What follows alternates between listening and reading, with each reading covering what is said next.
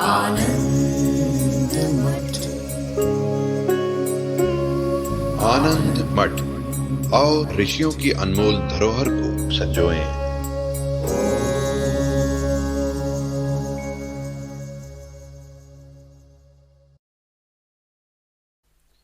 वेदांत सार।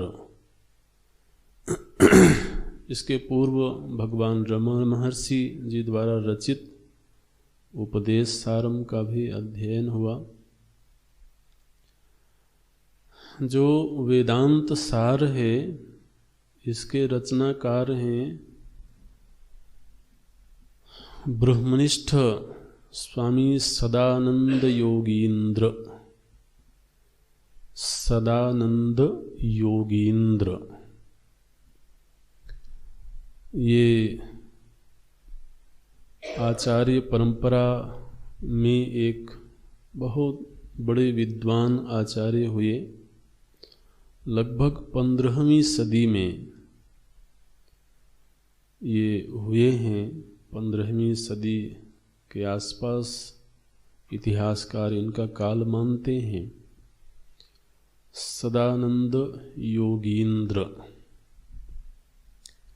बहुत ही सुंदर ढंग से इन्होंने वेदांत के समस्त विषयों को क्रमबद्ध तरीके से प्रस्तुत किया है।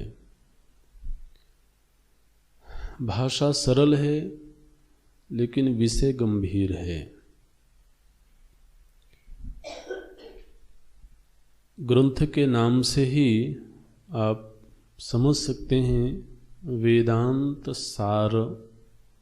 एक तरह से जो वेदांत विद्या है उसका सारभूत ग्रंथ है ये वेदांत सार। वेदांत के 7 विषय होते हैं, ये पूर्व में बताया गया है,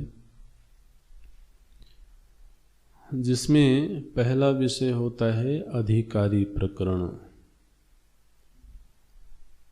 तो ये 7 ही विषय इस ग्रंथ में देखने को मिलेंगे। ग्रंथ की जो मूल विषय वस्तु है वो हमारे ध्यान में रहनी चाहिए। अधिकारी प्रकरण, फिर दूसरा है गुरुपसत्ति,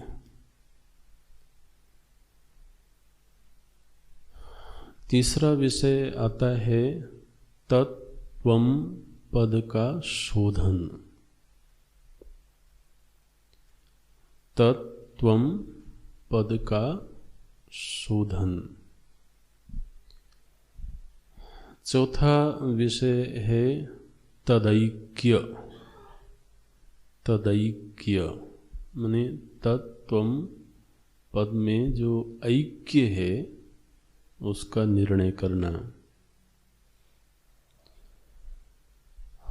अगला विषय है विरोध परिहार। विरोध परिहार ये भी एक विषय होता है चिंतन में।